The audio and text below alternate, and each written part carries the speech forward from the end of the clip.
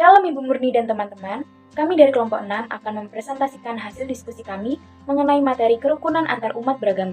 Topik yang kami ambil yaitu tentang kerusakan Masjid Ahmadiyah di Sintang. Sebelum itu, perkenalkan nama saya Merius Rosi Indrawati dengan NIM 220102020084 dari Fakultas Ilmu Sosial dan Ilmu Politik. Perkenalkan, saya Andi Terawenda dengan NIM 191510601124. Saya dari Fakultas Pertanian. Perkenalkan, nama saya Stephen Sibaran dengan NIM 2207101232 dari Fakultas Hukum. Perkenalkan, nama saya Siska Budi Anggraini dengan NIM 220710101339 dari Fakultas Hukum. Perkenalkan, nama saya Karinda Kristi Desanitra dengan NIM 220803102025 dari Fakultas Ekonomi dan Bisnis. Kerusakan Masjid Ahmadiyah di Sintang. Masjid Ahmadiyah Sintang adalah masjid yang terletak di NA, Glibau, Sepauk, Sungai Anak, Kecamatan Sintang, Kabupaten Sintang, yang berada di Provinsi Kalimantan Barat. Ahmadiyah adalah suatu gerakan keagamaan Islam yang dipandang kontroversial oleh beberapa kelompok Muslim karena menganggap bahwa Nabi Muhammad bukanlah Nabi yang terakhir dan mengakui Mirza Ghulam Ahmad sebagai Nabi atau Rasul.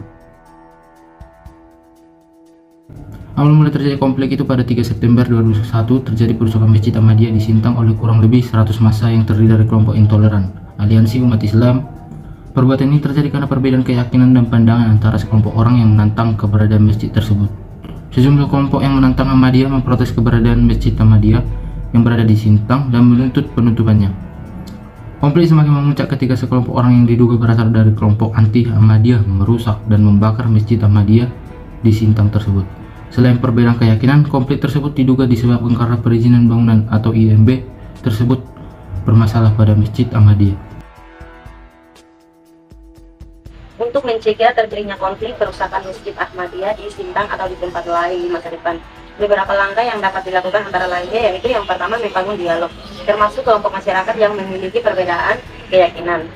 Dapat membangun dialog diskusi dengan jemaat Ahmadiyah untuk membahas perbedaan pandangan dan mencari solusi.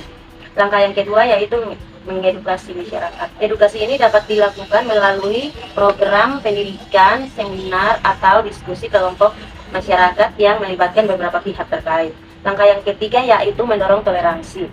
Hal ini dapat dilakukan melalui kampanye sosial atau kegiatan yang melibatkan berbagai kelompok masyarakat yang mempromosikan perdamaian dan toleransi. Langkah yang keempat yaitu pemerintah dapat memperkuat hukum untuk melindungi hak kebebasan dan mencegah kekerasan atau tindakan diskriminatif terhadap kelompok Ahmadiyah atau kelompok masyarakat lainnya.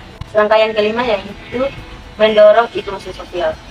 Hal ini dapat dilakukan dengan memfasilitasi akses mereka ke layanan publik seperti kesehatan, pendidikan, dan lapangan kerja. Dengan menerapkan langkah-langkah ini secara berkesinambungan diharapkan dapat mencegah terjadinya konflik perusakan Masjid Ahmadiyah di Sintang atau di tempat lain di masa depan yang akan datang. Penjatuhan hukuman terhadap para pelaku merupakan salah satu upaya pemerintah Pontianak untuk menanggulangi adanya konflik ini. Pada tanggal 6 Januari 2022, Hakim Pengadilan Pontianak memberikan vonis terhadap para pelaku dengan hukuman penjara 4 bulan 15 hari. Kemudian selang 1 hari kemudian, yaitu tanggal 7 Januari 2022, Hakim Pontianak memberikan surat peringatan SP3 kepada Jemaat Majelis Ahmadiyah Sintang untuk membongkar rumah ibadah mereka sendiri. Nah, dalam konflik ini, ternyata Bupati sangat mempermasalahkan adanya perizinan dalam bangunan Masjid Ahmadiyah Sintang. Namun hal ini ditentang oleh Peraturan Bersama Menteri PBM 2 nomor 9 tahun 2006 yang mana ternyata bangunan Masjid Ahmadiyah Sintang sama sekali tidak memiliki masalah terhadap perizinan bangunan. Dan juga tindakan Bupati ini telah ditindaklanjuti karena tindakan Bupati sangat melanggar hak asasi manusia dan juga diskriminasi. Selain itu, kelompok kami juga memberikan solusi dalam menanggulangi adanya konflik ini. Yang pertama adalah mengembangkan program pendidikan untuk mempromosikan toleransi, dialog, dan juga inklusi sosial.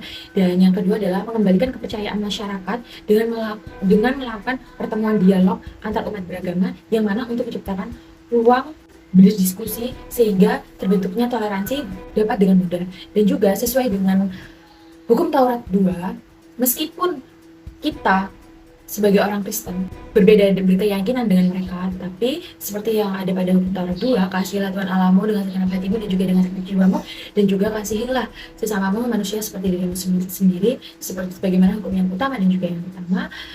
Ada kalanya kita tetap saling mengasihi bagaimanapun itu, dan juga tetap saling bertoleransi dalam hal beragama, dalam hal berkeyakinan.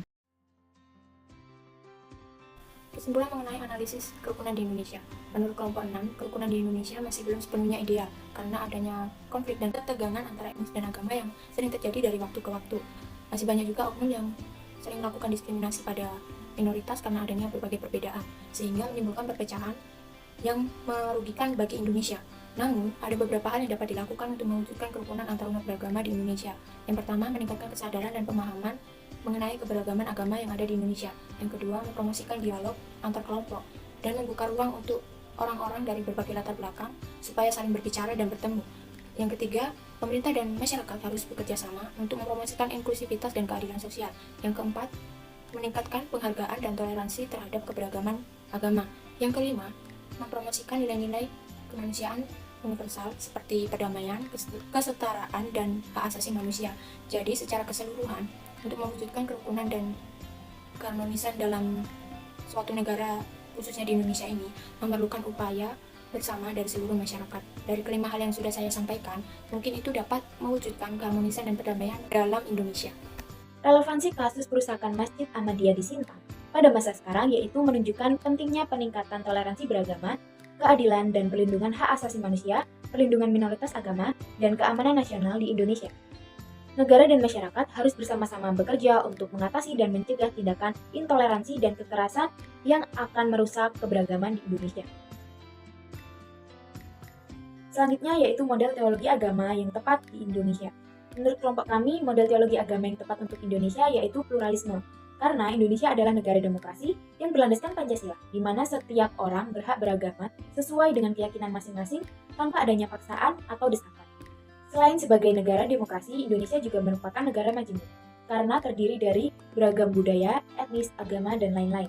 Jadi untuk dua model lain dari teologi agama yang sudah dijelaskan dalam PPT Ibu Murni kurang cocok jika diterapkan dalam negara besar yang majemuk seperti Indonesia. Karena dua model teologi agama tersebut membuat kita merasa paling benar dengan agama sendiri, dan pemikiran seperti ini akan mendorong munculnya sifat fanatik yang terlalu berlebihan, sehingga mengakibatkan diskriminasi pada kelompok orang yang berbeda dengan kita. Untuk itu, model pluralisme juga sangat membantu kita sebagai umat Kristen dalam menjalankan amanat agung seperti yang Tuhan perintahkan dalam 10 hukum Taurat, yaitu kita harus saling mengasihi kepada sesama manusia tanpa membedakan dan menghargai setiap perbedaan yang ada. Sekian presentasi dari kelompok kami. Mohon maaf apabila terdapat kesalahan kata, dan terima kasih atas perhatiannya. Tuhan Yesus memberkati.